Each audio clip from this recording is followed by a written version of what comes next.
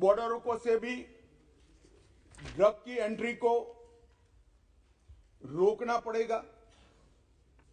Airport और बंदरगाहों से भी ड्रग की एंट्री को रोकना पड़ेगा।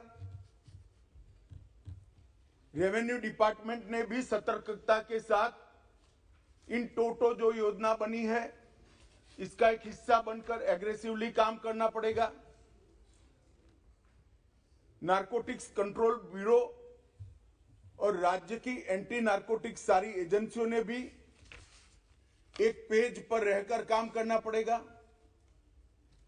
इसके साथ साथ पुनर्वसन और व्यसन मुक्ति के लिए समाज कल्याण विभाग और हेल्थ डिपार्टमेंट ने भी साथ में रहना पड़ेगा। इसके सभी आयामों को अगर हम एड्रेस करते हैं और सभी आयामों को ये लड़ाई के अंदर एक समान तीव्रता से जोड़ते हैं तभी जाकर हमारा ड्रग फ्री इंडिया का स्वप्न साकार हो सकता है। मान्यवर, ये बहुत महत्वपूर्ण बात है कि लड़ाई केंद्र सरकार और राज्य सरकारों ने मिलकर लड़नी है। हमारे संघीय ढांचे में राज्य सरकारें कई सारी पार्टियों की होती है, कई बार केंद्र में भी मिली जुली सरकारें आती हैं, परंतु मैं आज ये बात सदन के सामने स्वीकार करना चाहता हूं कि जहां तक ड्रग के खिलाफ लड़ाई का सवाल है, देश की सभी राज्य सरकारों ने केंद्र सरकार के साथ कंधे से कंधा मिलाकर ये लड़ाई को गंभीरता के साथ लड़ा है। और जो भी योजनाएं गई, जो भी सूचनाएं गई, उसका इरिस्पेक्टिव ऑफ पार्टी पॉलिटिक्स और irrespective of party in power सभी राज्यों ने बहुत अच्छे ढंग से अमल भी किया है। इसलिए कम से कम ये एक मुद्दा ऐसा है जिसमें तरीकों में थोड़ा बहुत बदलाव राज्य की जियोग्राफिकल सिचुएशन और आर्थिक व्यापार करने की पद्धति को लेकर हो सकता है, तरीकों में बदलाव, परंतु इसमें कोई मतभेद नहीं है, सब एक पेज पर है। मान्यवर, जहां तक बॉर्डर के राज्य हैं, कल सभी बॉर्डर के राज्यों के सदस्यों ने गंभीरता से विषय रखा है। मैं स्पष्ट कर देना चाहता हूं कि बॉर्डर से ट्रेड का सवाल है, पाकिस्तान के साथ अभी कोई ट्रेड हमारा बॉर्डर से नहीं होता है, इससे ड्रग आने का सवाल नहीं है, परंतु इससे हमारी दिक्कतें समाप्त नहीं होती। ड्रोन से आता है, तस्करी से आता है, सुरंगें बनाकर भेज देते हैं, बंदरगाहों के माध्यम से आता है, एयरपोर्ट से माध्यम से आता है। तो व्यापार बंद करने से इस समस्या का समाधान नहीं आया है। समस्या को जहां जहां पर वो लोग अपना नया तरीका ढूंढते हैं उसको हमें नसीहत करना पड़ेगा, समाप्त करना पड़ेगा। मान्यवर, एक बहुत सारे सदस्यों का सुझाव आया, हो गया भैया, आगे मेरा पूरा भाषण समाप्त होने के बाद आप कुछ कह सकते हैं। मान्यवर, जहां तक कानून का सवाल है, ढेर सारे लोगों ने कहा, दादा ने कहा कि इसमें फांसी की सजा होनी चाहिए या नहीं होनी चाहिए, किसी ने कहा कि इसको कठोर बनाना चाहिए। मैं भारत सरकार की नीति बहुत स्पष्टता से इस सदन के माध्यम से देश की जनता के सामने रखना चाहता हूं। जो दादा आपको भाषण करना है तो मैं बैठ जाता हूं, 10 मिनट बोलिए। इतने सीनियर सांसद होकर बीच में टोका टोकी करना ना आपकी उम्र के लिए अच्छा है ना आपकी सीनियोरिटी के लिए अच्छा है। मैं बैठ जाता हूं, आप भाषण करिए 10 मिनट प्लीज। माननीय गृह मंत्री जी, माननीय गृह मंत्री जी, हर बार नहीं करनी चाहिए, विषय की गंभीरता को समझना चाहिए, तो बोले नहीं होते। क्रोधित नहीं होता हूं भैया, समझाता हूं। कई बार समझाना पड़ता है बड़ों को भी। मान्यवर, जहां तक कानून का सवाल है, मैं इस सरकार की नीति को बहुत स्पष्ट करना चाहता हूं। जो ड्रग का सेवन करते हैं वो विक्टिम है, उनके प्रति सहानुभूति का रवैया होना चाहिए और पुनर्वसन की तैयारी और पुनर्वसन की कानूनी प्रावधान होनी चाहिए।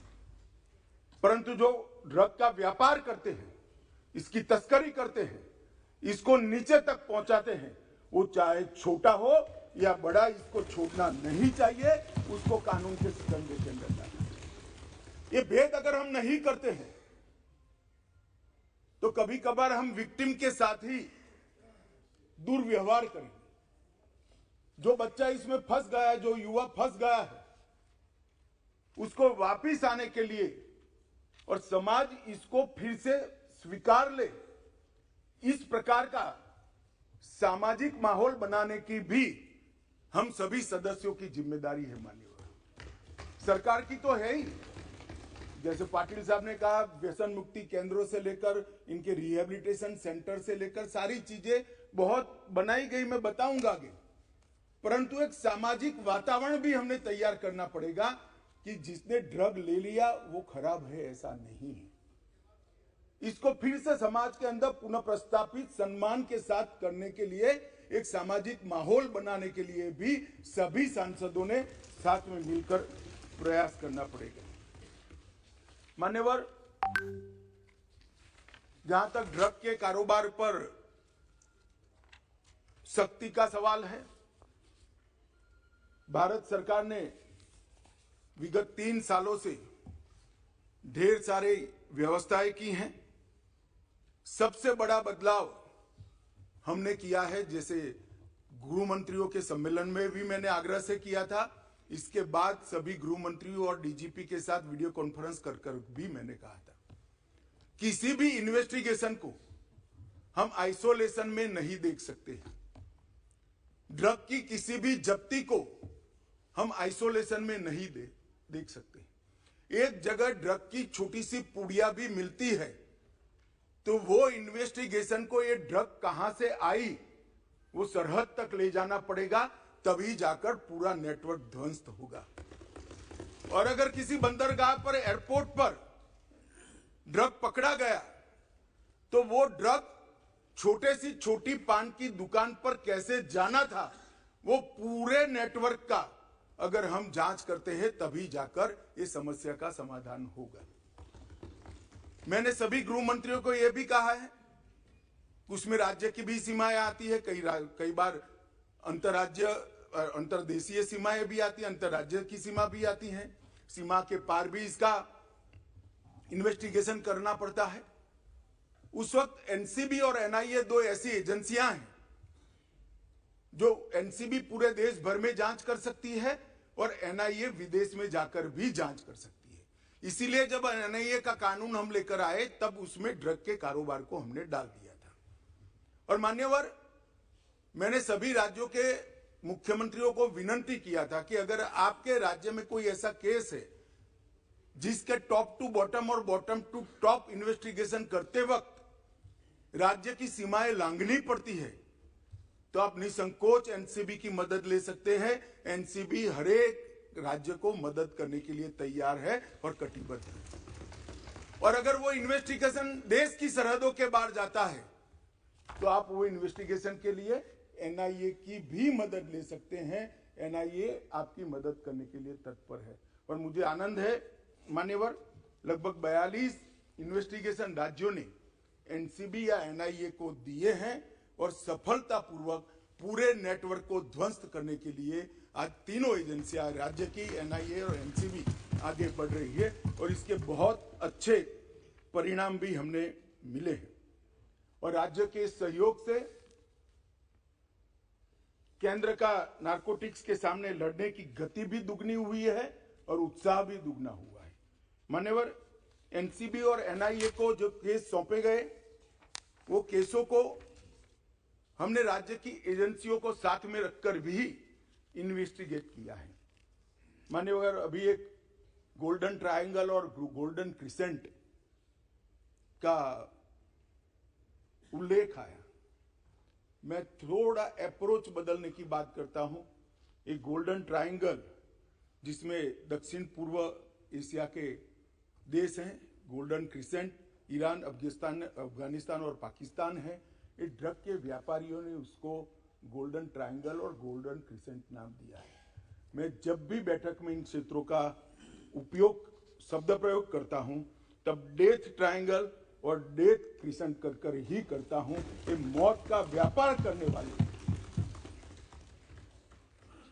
हो सकता है वो गोल्डन ट्रायंगल हो नशे के कारोबारियों के लिए, हमारे लिए नहीं होना चाहिए। और ये हमारे अप्रोच के अंदर बदलाव समग्र दुनिया के सामने बहुत बड़ा संदेश भेजेगा। मान्यवर, नारकोटिक्स के खिलाफ भारत सरकार के गृह विभाग ने जो लड़ाई, भारत सरकार के वित्त विभाग ने जो लड़ाई छेड़ी है, और इसमें समाज कल्याण विभाग और स्वास्थ्य विभाग हमारी मदद में है, इसमें हमने जीरो टॉलरेंस की नीति अपनाई है। इसके 3 हिस्से हमने रखे हैं। संस्थागत संरचना की मजबूती, जो इंस्टीट्यूशंस हैं इसको स्ट्रॉन्च करना, जवाबदेह करना और सतत मॉनिटरिंग से उसको अलर्ट रखना।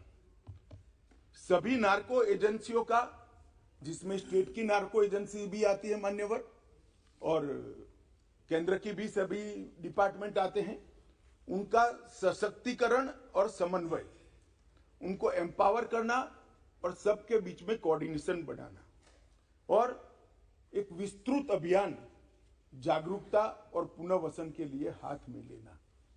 ये 3 विभागों में ये लड़ाई की संरचना गृह विभाग ने की है, क्योंकि मान्यवर ये सीमा रहित अपराध है। ये अपराध की कोई सीमा ही नहीं है।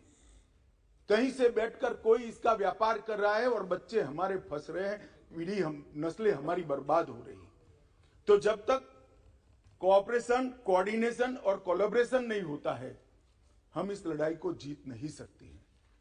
तो 3 स्तर पर, त्रिसूत्रीय फॉर्मूला पर हम आगे बढ़े हैं, और ये तीनों सूत्रों पर होल ऑफ गवर्नमेंट अप्रोच से आगे बढ़े हैं। ये किसी एक डिपार्टमेंट की लड़ाई नहीं है, किसी एक सरकार की नहीं है। राज्य सरकार हो या केंद्र सरकार, उसके सभी डिपार्टमेंट ने साथ मिलकर और देश की सभी सरकारों ने साथ में मिलकर ये लड़ाई को लड़नी है। मान्यवर, हमने जो प्रमुख इनिशिएटिव लिए हैं, इसमें संस्थागत संरचना की मजबूती के लिए मैं बात करना चाहूंगा। 2019 में हमने 4 स्तरीय एनकोड की स्थापना की है। एक शीर्ष स्तरीय एनकोड है, इसके बाद में एग्जीक्यूटिव कार्यकारी स्तर पर एनकोड समिति है, उसके बाद में राज्य स्तरीय एनकोड समिति बनी है, और इसके बाद में जिला स्तरीय एनकोड समिति बनी है।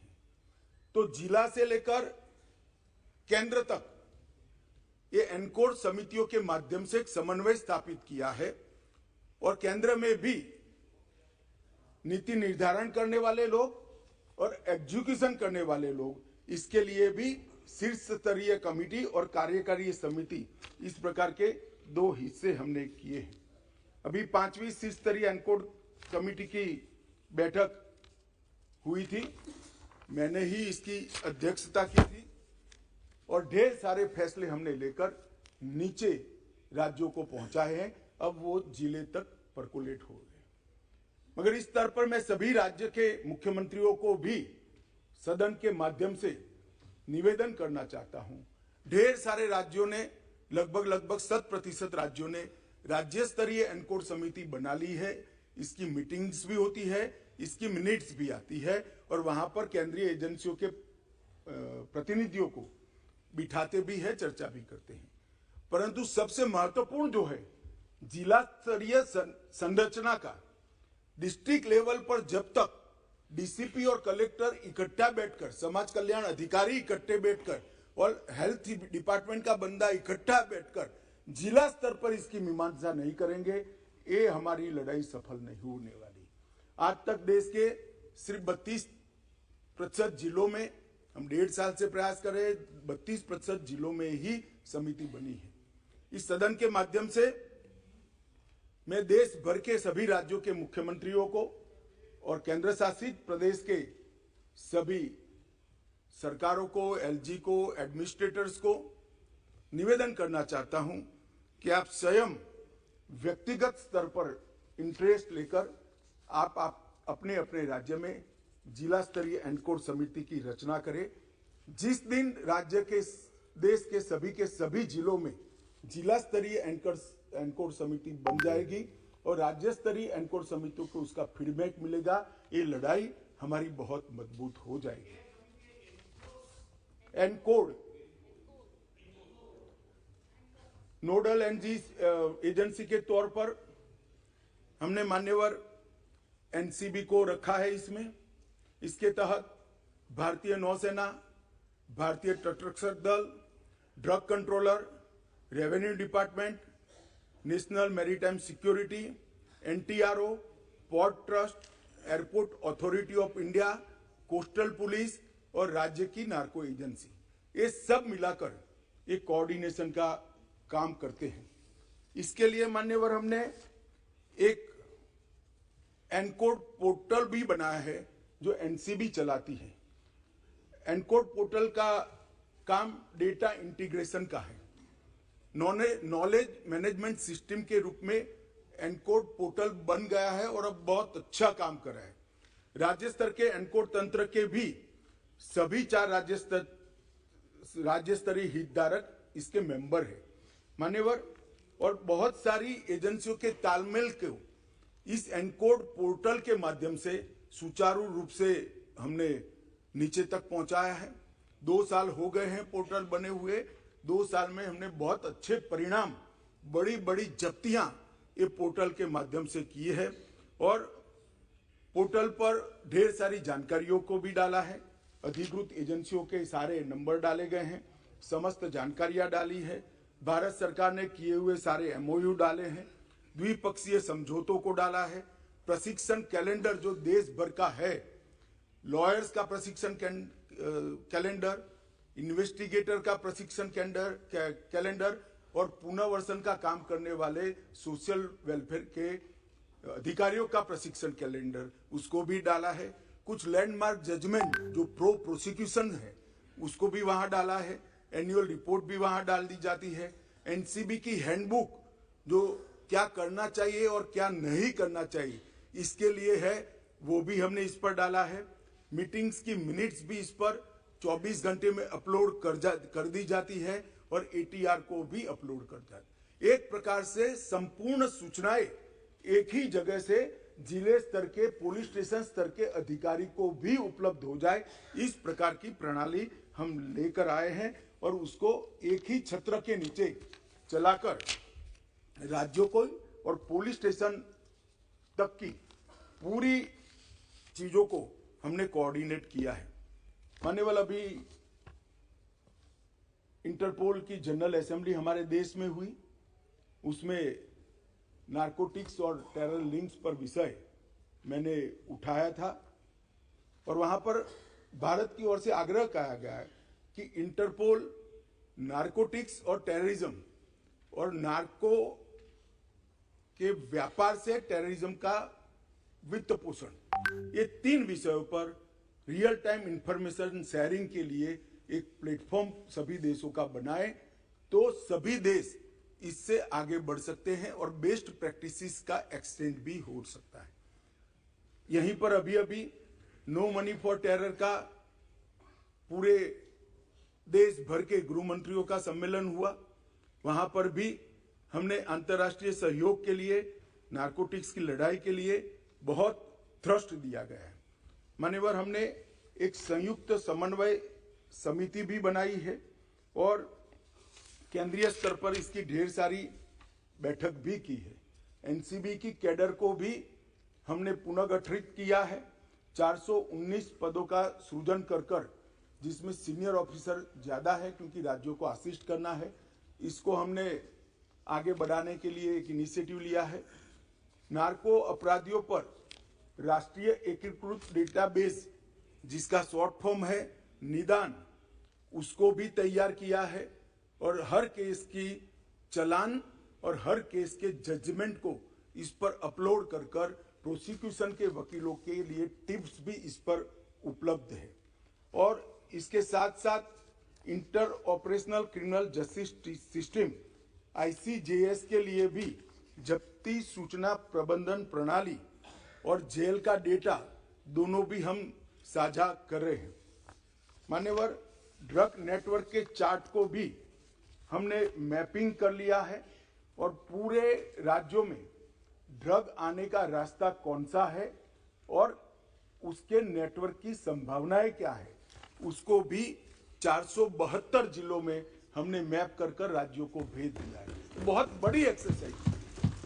2 साल तक भारत सरकार के सभी अधिकारियों ने 472 जिलों का मैपिंग किया है, सर्वे के आधार पर किया है, सूचनाओं के आधार पर किया है, और जो जब्ती की गई, जो केस बने गए, जो सजाएं हुई हैं और जो इंट्रोगेशंस के रिपोर्ट्स आए, इस सबको संकलित करके मैं इस सदन में बैठे हुए सभी व्यक्तियों को कहना चाहता हूं कि आप चिंता मत करिए, कितना भी बड़ा अपराधी है 2 साल में स्थिति ऐसी आने वाली है, इसकी जगह जेल की सलाखों के पीछे।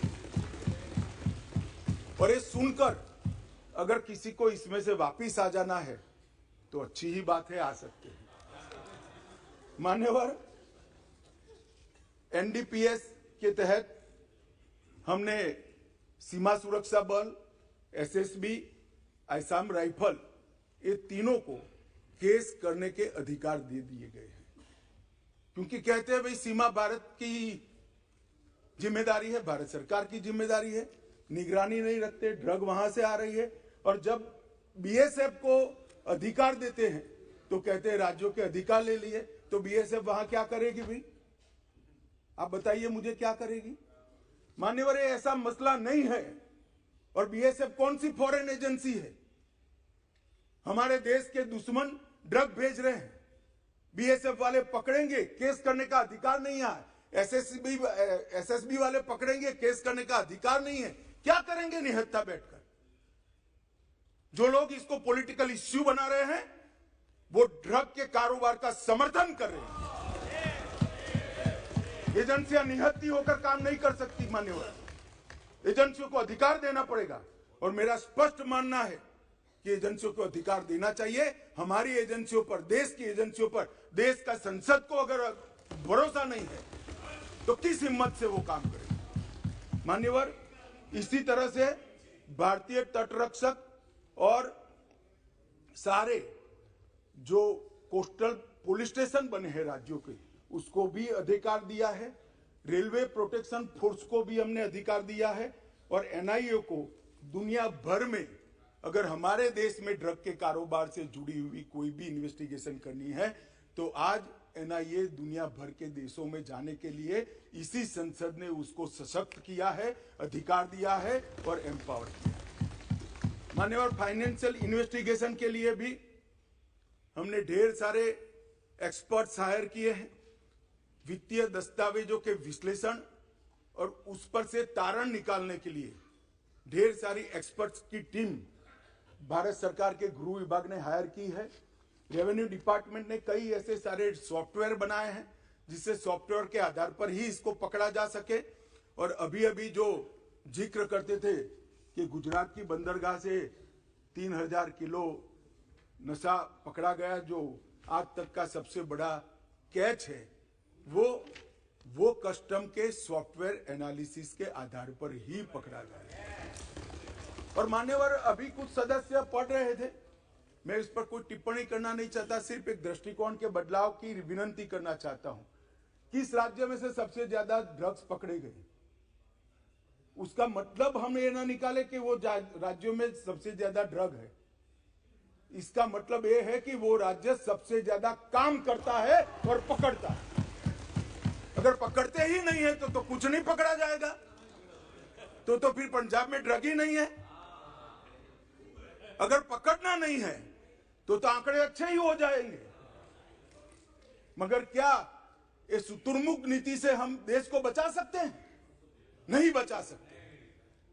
हमारा मुंह मिट्टी में डालने से आंधी नहीं चली जाती मान्यवर, आंधी को फेस करना पड़ता है, सीने पे झेलना पड़ता है। बैठो बैठो बैठो बैठो।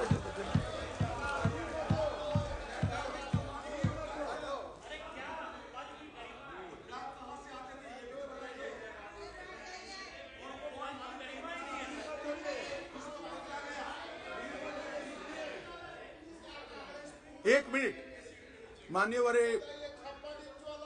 मान्यवर कांग्रेस पार्टी के नेता ये कह रहे ड्रग कहां से आ रहा था। ड्रग गल्फ कंट्रीज से आ रहा था।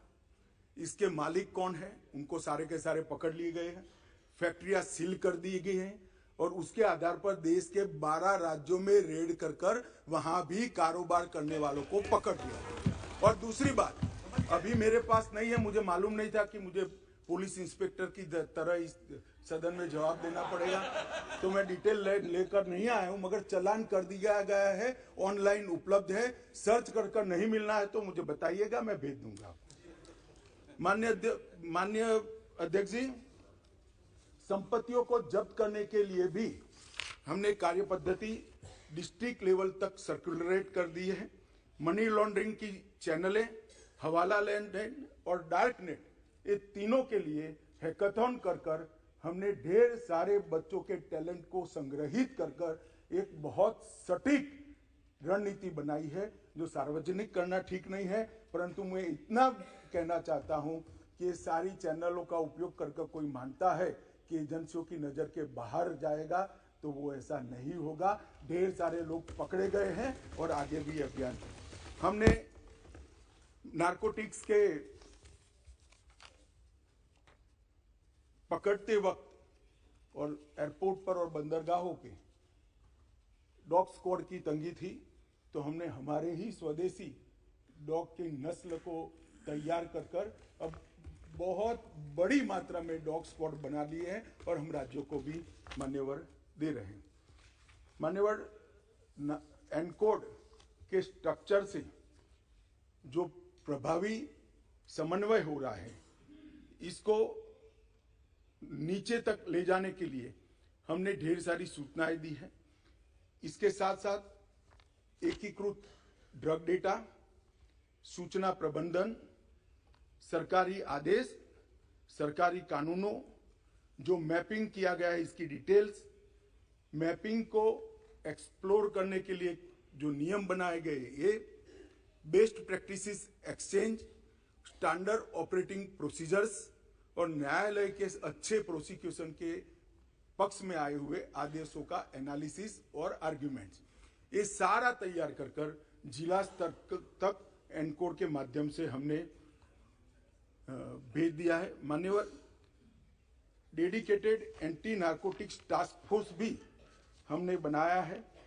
राज्यों और संघ क्षेत्रों के समर्पित एक एंटी नारकोटिक्स टास्क फोर्स भी राज्यों की सहायता में उपलब्ध है। इसके साथ साथ फार्मा डिपार्टमेंट जो भारत सरकार का है, दोहरे उपयोग वाली दवाइयों के लिए कितना मिनिमम उपयोग हो सकता है, इस पर भी एक अधिकारियों का समिति बनाकर कितनी दवाओं पर बैन कर सकते हैं, जिसके विकल्प उपलब्ध हैं, वो दवाइयों को पूर्णतः बैन कर दिया जाए, इस पर भी काम चालू है। 4 मीटिंग हो गई है, अंतिम मीटिंग मार्च महीने में रखी है। मुझे आशा है कि ढेर सारी दवाइयों को प्रतिबंधित श्रेणी में हम ले जाएंगे, जिससे इसके उपयोग पर रोक लगाई जा सके।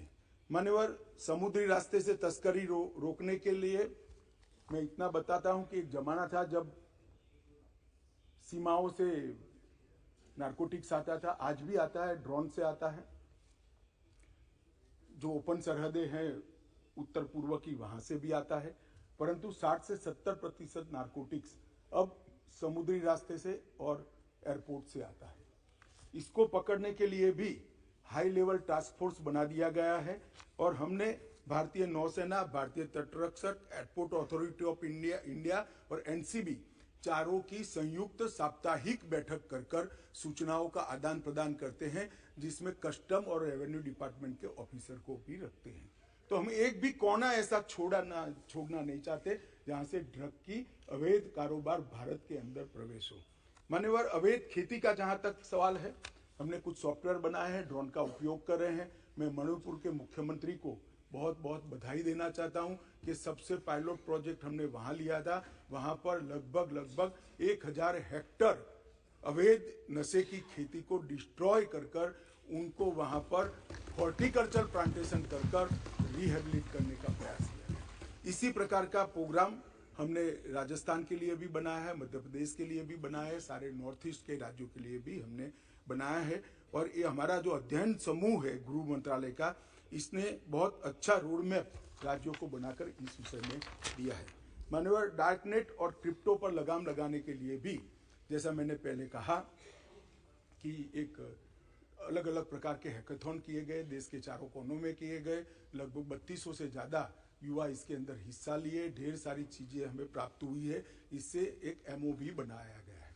परंतु इसके साथ साथ मैक जो एक सभी एजेंसियों के समन्वय का सेंटर है, सब मैक के रूप में हमने नार्को के लिए एक अलग मैक की व्यवस्था को गठित किया है और इसके अंदर नार्को ट्रैफिकिंग प्लेटफॉर्म की निगरानी, ड्रग नेटवर्क के इंटरसेप्शन, ट्रेंड्स के निरंतर एनालिसिस, डेटाबेस के अपडेट को एनालिसिस कर नई रणनीति बनाना और कार्य प्रणाली और नोड्स पर ध्यान देते हुए एक बहुत अच्छी रणनीति साप्ताहिक इसका रिव्यू हम करते हैं और मुझे लगता है कि इससे बहुत बड़ा फायदा मान्यवर हुआ है।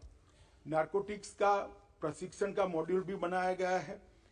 5 अलग अलग प्रशिक्षण मॉड्यूल बनाए गए हैं जिसके अंदर नार्कोटिक्स के केस को किस तरह से लड़ा जाए, चालान करने के पहले मिनिमम क्या इसके अंदर चीज़ें हमें इंक्लूड करनी है, इसके साथ साथ जब जब्ती होती है तब क्या केयर लेनी है जिसका फायदा व्यापार करने वालों को प्रोसिक्यूशन के वक्त न मिल पाए। तीसरा, पुनर्वसन के लिए भी एक ट्रेनिंग का मॉड्यूल बनाया है। चौथा मॉड्यूल इलेक्ट्रॉनिक एनालिसिस का, सारे डेटा के एनालिसिस का बनाया है। और 5वां मॉड्यूल समन्वय के लिए, अगर फिजिकली नहीं मिल सकते हैं तो ऑनलाइन समन्वय कैसे हो सकता है, इसका भी हमने मॉड्यूल बनाया है। और ये 5 अलग अलग मॉड्यूल का डिस्ट्रिक्ट तक का ट्रेनिंग प्रोग्राम हमने डिजाइन किया है। मैं बड़े हर्ष के साथ बताना चाहता हूं कि राज्य स्तर के ट्रेनिंग प्रोग्राम 3 दिसंबर को सारे राज्य और केंद्र शासित प्रदेश के हमने समाप्त कर दिए गए और 40% डिस्ट्रिक्ट में भी ये काम हो चुका है। नार्कोटिक्स के फॉरेंसिक के लिए भी एनसीबी और नेशनल फॉरेंसिक साइंस यूनिवर्सिटी के बीच में हमने एक समझौता किया है और नार्कोटिक्स की रीजनल लैब हम लगभग देश में 6 भारत सरकार बना रही है, जिससे सैंपल के टेस्टिंग के अंदर देरी नहीं होगी, किसी के बेल होने का संभावना को मिनिमम कर दिया जाए। इस प्रकार की व्यवस्था आज हमने करी है और उसमें डेट के हिसाब से प्रायोरिटी नहीं होगी, क्वांटिटी के हिसाब से प्रायोरिटी होगी, जिससे संजीदगी वाले केस जो है, बड़ी मात्रा वाले केस है, उसके अपराधियों को बेल न मिल पाए। और मान्यवर, ये इससे काफी लोगों को तकलीफ पड़ेगा, मुझे मालूम है, मगर हम चाहते ही है कि उनको तकलीफ पड़े, इसलिए व्यवस्था को मान्यवर किया है। जहाँ तक नशामुक्त भारत का अभियान है मान्यवर, मैं आपको कुछ चीजें सदन को आपके माध्यम से बताना चाहूँगा कि न्याय और सामाजिक न्याय और अधिकारिता मंत्रालय द्वारा 15 अगस्त 2020 को ये अभियान को हमने लॉन्च कर दिया गया है और 372 जिले जो मैंने कहा मैपिंग किए हुए हैं, वो सभी 372 जिलों में लगभग हमने इसको नीचे तक, तहसीलों तक पहुंचाने की शुरुआत की है। इसके तहत लगभग 2.7 लाख से ज्यादा शैक्षिक संस्थाओं में 14 करोड़ से ज्यादा बच्चों ने नशा मुक्ति का शपथ लेने का कार्यक्रम बहुत अच्छे तरीके से मान्यवर किया है। 8000 से ज्यादा मास्टर स्वयंसेवकों की पहचान कर दी गई है, जो मिनिमम मानदेय लेकर अपना ये काम करते हैं और सोशल मीडिया अकाउंट के माध्यम से भी इसकी प्रसिद्धि करते हैं। नशा मुक्ति की राष्ट्रीय ऑनलाइन शपथ के माध्यम से लगभग 1 लाख शैक्षिक संस्थाओं को और इसके माध्यम से और युवाओं को इसके साथ जोड़ने का भी हम प्रयास कर रहे हैं, जो ऑनलाइन सफलता होगी। FCRA का जिक्र कर रहे थे, इसमें ढेर सारे एनजीओ भी जुड़े हैं, मगर ये एनजीओ ऐसे हैं जो भारत के समाज को स्वस्थ करना चाहते हैं। कुछ एनजीओ ऐसे होते हैं जो भारत के समाज को प्रताड़ित करना चाहते हैं। दोनों के लिए भारत सरकार की नीति एक नहीं हो सकती। FCRA के कानून का जो पालन नहीं करेगा उसके साथ सख्ती की जाएगी। कोई दया का भाव नहीं रखा जाएगा। विदेश से आए हुए धन के स्रोत राज्य की निगरानी में नहीं हो, ऐसा नहीं चलेगा। बहुत चला लिया जब आपकी सरकार थी। ये नरेंद्र मोदी सरकार है। देश को खत्म करने के लिए देश के अंदर एक कानी पाई भी हम नहीं आने देंगे। आज भी पीएम केयर्स फंड की तफ्तीश होगी। पीएम केयर्स फंड माननीय गृह मंत्री जी। मान्यवर, इस मिशन के अंदर चिन्मय मिशन भी जुड़ा है, रामकृष्ण मिशन भी जुड़ा है, आर्ट ऑफ लिविंग भी जुड़े हैं, ब्रह्मा कुमारीज भी जुड़े हैं, निरंकारी मिशन भी जुड़ा है और ढेर सारे आध्यात्मिक, धार्मिक और सामाजिक संगठन भी जुड़े हैं। इन पर कोई तकलीफ नहीं है। उनको एफसीआरए के कानून से कोई दिक्कत भी नहीं है। मगर जो लोग देश के अंदर देश की डेमोग्राफी को बदलना चाहते हैं और इसके लिए एफसीआरए का उपयोग करना चाहते हैं, तो वो कानूनन इसकी इजाजत नहीं दी जा सकती। इस पर सख्त कार्रवाई। मान्यवर, हमने लगभग 341 इंटीग्रेटेड रिहेबिलिटेशन सेंटर भारत सरकार के फंड से बन गए हैं और 300 बना रहे हैं, जिसके अंदर दुनिया भर की आधुनिक से आधुनिक रिहेबिलिटेशन की पद्धतियों को अपनाया जाएगा और हमारे बच्चों को फिर से एक बार देश के विकास के साथ जोड़ने का इसके माध्यम से मान्यवर हम काम करेंगे।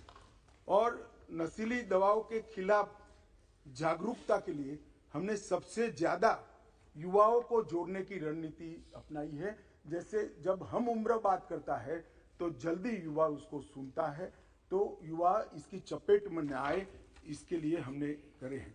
41 एडिक्शन ट्रीटमेंट फैसिलिटीज भी सरकारी अस्पतालों में जो बहुत ज्यादा एडिक्ट हो गए हैं, इसके लिए हमने शुरू की है और 75 बनाने का हमारा कार्य योजना है। मान्यवर, 72 आउटरीच ड्रॉप इन सेंटर भी बनाए हैं, जिनको अभी शुरू में लत लगी है, उसको जिसको लत के कारण शरीर बर्बाद हो गया, मन बर्बाद हो गया, इसके साथ बिठाते हैं तो भयावह परिणाम देखकर वो नशे की लत से वापिस आता है। ऐसे भी सेंटर हमने लगाए हैं और लगभग 2 लाख परामर्शदाता भी हमने तैयार किए हैं, जो ऐसी केस में परामर्श देने का काम करते हैं। मान्यवर, नशा मुक्ति के लिए मैंने जैसे कहा कि एनकोड की बैठक स्वयं मेरी अध्यक्षता में हुई। नशीली दवाओं के दुरुपयोग पर मैंने क्षेत्र वाइज भी सभी राज्यों के मुख्यमंत्रियों के साथ बैठक की है। दक्षिण का बैठक बाकी है, बहुत जल्दी कर दूंगा। बाकी असम भी किया, गुजरात में भी किया, पंजाब में भी किया। क्षेत्रीय बैठक कर भी राज्य के अधिकारियों को संवेदनशील बनाने के लिए हमने काम किया है। और मान्यवर, मैं इतना बताना चाहता हूं कि हमने 75 साल के मौके पर एक लक्ष्य लिया था कि हम 60 दिन के अंदर 75,000 किलो ड्रग को जलाएंगे। मुझे कहते हुए आनंद है, 60 दिन में 1,60,000 किलो से ज्यादा ड्रग को हमने जलाने का काम। और ये अभियान जो मैंने सारा बताया, उसको ऑल ओवर मॉनिटरिंग के लिए गृह मंत्रालय के अध्यक्षता में, गृह सचिव की अध्यक्षता में सामाजिक न्याय एवं अधिकारिता सचिव, रसायन और उर्वरक सचिव, स्वास्थ्य सचिव, फार्मा विभाग के सचिव, राजस्व विभाग के सचिव और पोर्ट डिपार्टमेंट और एयरपोर्ट अथॉरिटी के सचिव को इसके साथ एक कोऑर्डिनेशन कमेटी बनाई है, जो हर 15 दिन में बैठकर इसकी मीमांसा करती है। मान्यवर, प्रयास तो करते हैं, योजनाएं भी बनती है, मगर कई बार प्रयास करते वो जमीन पर नहीं उतरते। मगर ये एक ऐसी सरकार है जो प्रयास करती है उसको लॉजिकल एंड तक लेकर जाती है। जब हम तय करते हैं कि देश के हर गांव में बिजली पहुंचेगी, तो 70 साल से जहां बिजली नहीं पहुंची, ऐसे 20,000 गांवों में 20 महीनों में हम बिजली पहुंचाते हैं। जब हम तय करते हैं कि हर घर में गैस का सिलेंडर पहुंचाएंगे, तो हम पहुंचाने में सफल होते हैं। और अब तय किया है मोदी जी ने कि जल से नल पहुंचाएंगे। मुझे भरोसा है जल से नल भी। मान्यवर, हमने तय किया कि इस देश को नशे की लत से, इस देश की युवानी को हम बर्बाद नहीं होने देंगे। कोई कुछ भी मानता हो, इसके नतीजे मिल रहे हैं। मान्यवर, आंकड़े कभी झूठ नहीं होते हैं और आंकड़े प्रयासों को की पुष्टि करते हैं, इसलिए मैं आंकड़े जरूर देना चाहता हूं। 2006 से 13 का और 2014 से 22 का। अब कोई सवाल ना पूछे 6 से 13 का क्यों लिया है, सब समझते हैं, यहां भी समझते हैं, वहां भी समझते हैं। मान्यवर, 2006 से 13 में 22 लाख